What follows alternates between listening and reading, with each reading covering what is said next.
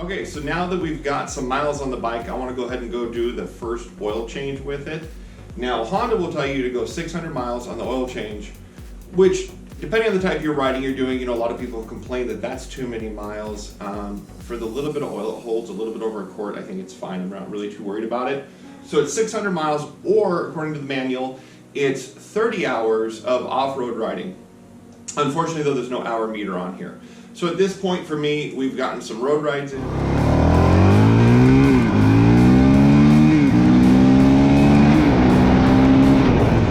We've done some off-road riding.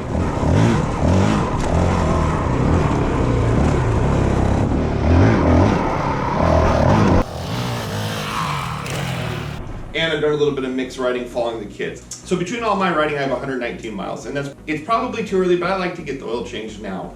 As far as I'm concerned, the engine's broke in. Let's get this first batch of oil out. Yeah, the transmission's probably going to continue to break a little more, especially the gears will wear, but those will go. So just to make this a little more fun, what I want to do is drain the oil into a container and catch it, and I've got some really high strength magnets. In fact, these are so strong that when I let them click together, they snap themselves. So I just thought, let's stick these in a baggie and slosh it around, see if we can't find it. In theory, we shouldn't be able to because there's an oil filter in there. But let's just see if there's anything getting past that filter. Also, on here, there are engine case covers on both sides, and I want to get those off. And so I took my reflectors off previously. Those did sit up here and they looked horrible. But on the right-hand side of the bike, there is a brake actuator switch. All it does is light up the rear tail light when you brake. If I'm on the road, I always dual brake. I'm gonna use my front brake anyway. So in theory, if that switch were to get broke, I would be fine.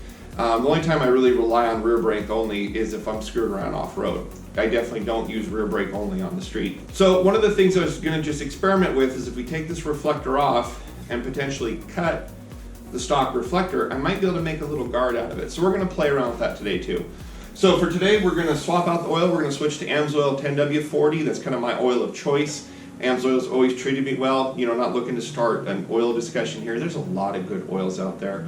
But I can order AMSOIL with a preferred member discount, get free shipping, and I take care of the cars and motorcycles kind of all at once. So we'll put the AMSOIL in here, get the cases off, and see if we can't recycle some parts. So thanks for checking out the video. Hit that like button and subscribe, and let's get this started. Okay, step one is to get the skid plate off. So let's go ahead and get that removed.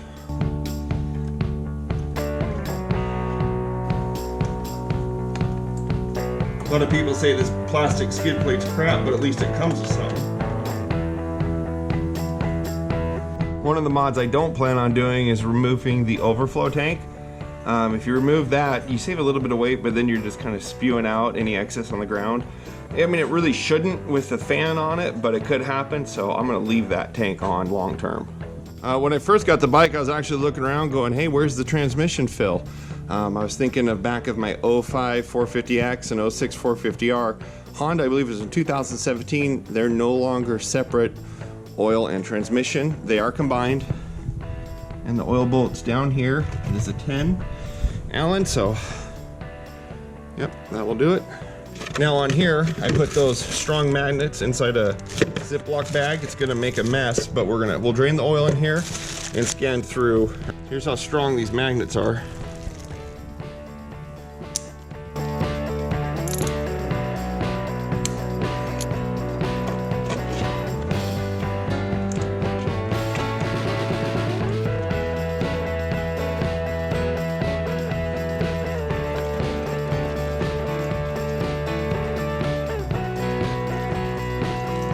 All right, I'm gonna call out a user error here. I forgot to run the bike for a few minutes before starting it. I might have been more bothered by that if it wasn't for the fact that I'm changing the oil so early in its life.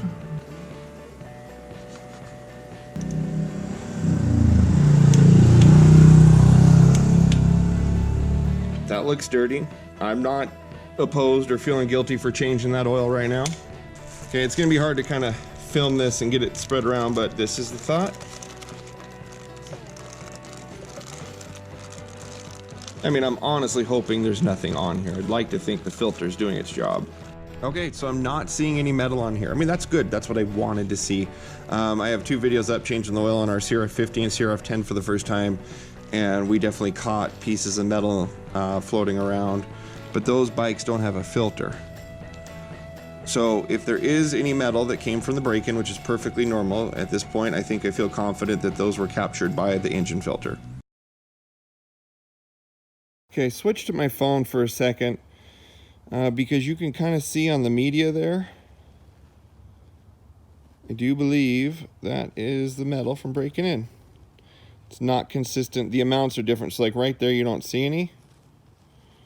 But right there on those threads, maybe this side was closer to where the oil pumps through. Definitely captured. Again, that's normal. And I'm glad that the filter and the system's doing its job. Okay, so now while the oil is drained, I don't know if any of these bolts go all the way through. I want to pull this cover off. However, though, as I put those bolts back, because you don't have the plate, we got to use shorter bolts.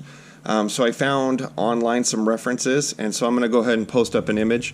You can pause the video if you want to do this, and you can use these same lengths. What I'm going to be doing though is I got this old Tusk bolt kit, and so I've got the appropriate lengths. Now the heads do look different. If you look at the stock Honda ones that got recessed, I have this, but because I have the bolts, this is a free mod. So I'm going to start with these bolts, and maybe someday I'll order factory ones that look the same.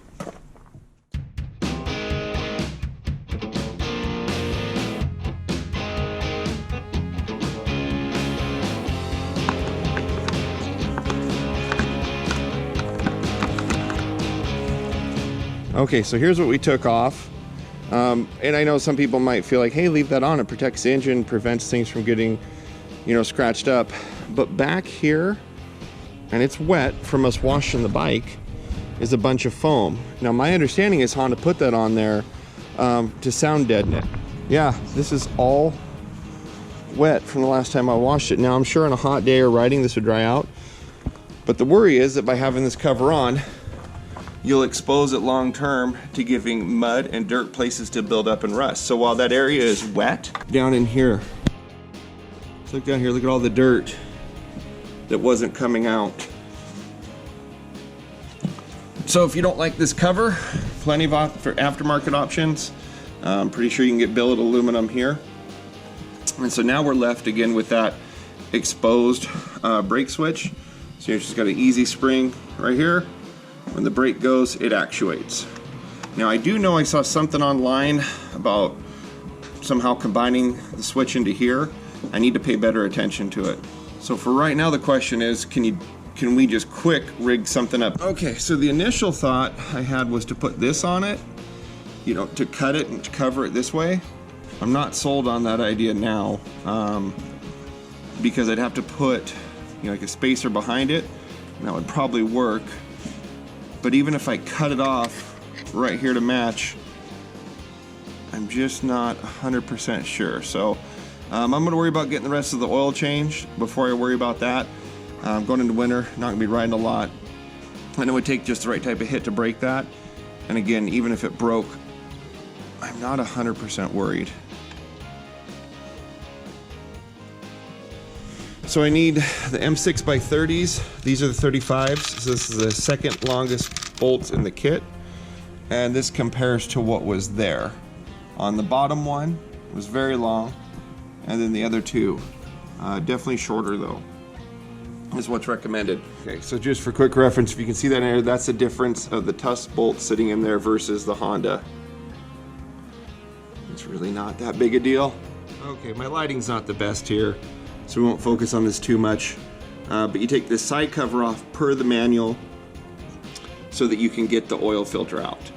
So we'll do that, we'll get the oil filter out, and then using the chart and different bolts, we'll go ahead and get this, we'll get it buttoned back up, but without this cover.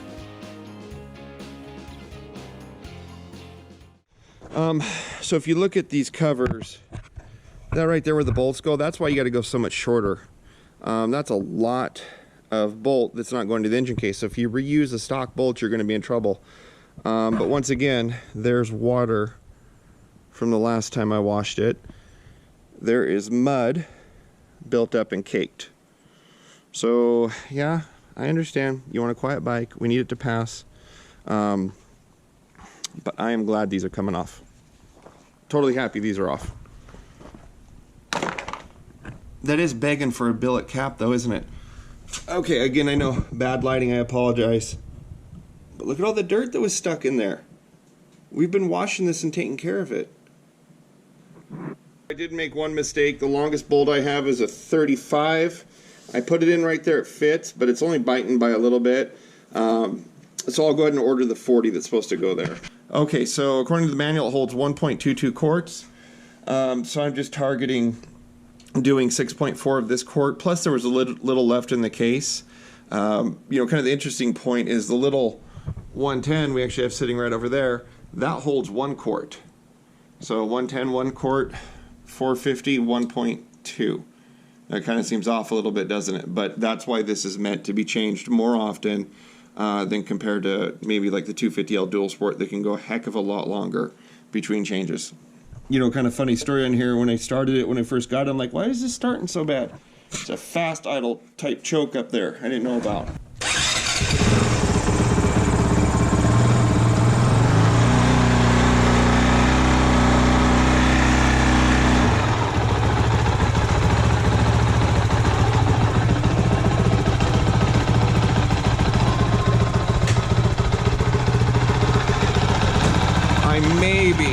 Maybe hear a little more engine noise on this side. Now you can kind of hear the gears a little bit. That's only because I'm being picky.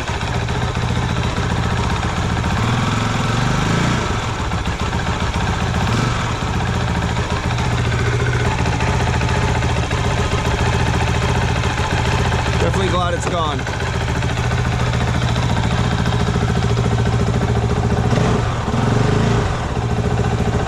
Okay, so this is actually 2 days later. The other night, I let the bike run for 3 minutes, let the oil get warm, circulate, sat it for a couple minutes, checked it, and everything was fine.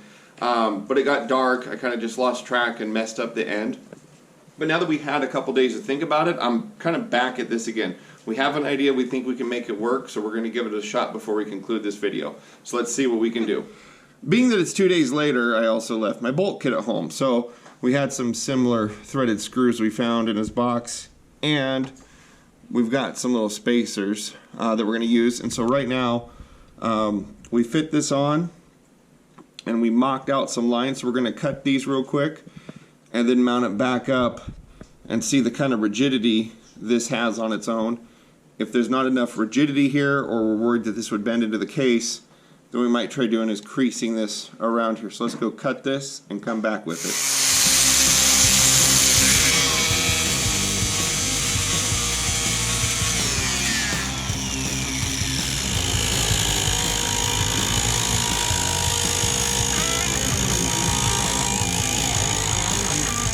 Okay, so there's the end result. I think we did pretty good.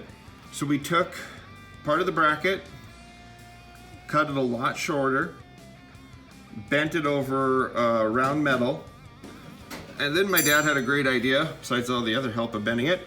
He gave me a piece of heat shrink, and we shrunk that down onto it. So that's what's left of the original bracket, so technically you have 2 tries at this. And then we just work the piece of heat shrink over it. And if you look at this, it's actually really strong. I'm pushing hard, and that is not bending. I was gonna take the screw out as only a temporary measure, but I kind of like the way it looks, so I might leave that in there now. I'll look at the original black screw. It had no threads for a bit. We'll see if that fits. But I mean, geez, that worked out really well. When you stand back, it all just blends in. You don't even really think twice about it.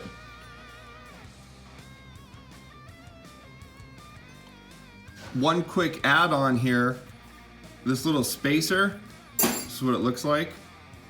There's a lot of different ways you could find something for this, but this actually came from a TV bracket kit of all things. So we both do a pretty good job of saving parts that we think we might use later. So if you don't have this would sit too far back on the factory bracket. Okay, well, thanks for checking out this video with us. If you stayed here this long, it was pretty cool to get the oil change, the first one done, and then we got 2 mods done. On here we got the case covers off, and we got a little brake protector. So small baby steps in what long term is going to be a bunch of mods. The next and probably last free mod is getting this off and using this bracket down here to hopefully tuck it back under. I'm going to play with that, do a little more research. If that doesn't work, I'll probably do the Yoshimura license plate holder. I like that one because of the black frame you get with it. Okay, that's it. Thanks for joining. Hit the like button, subscribe to the channel, and we'll be back in the future with more 450L mods, riding, and a bunch of other stuff. Thanks for watching.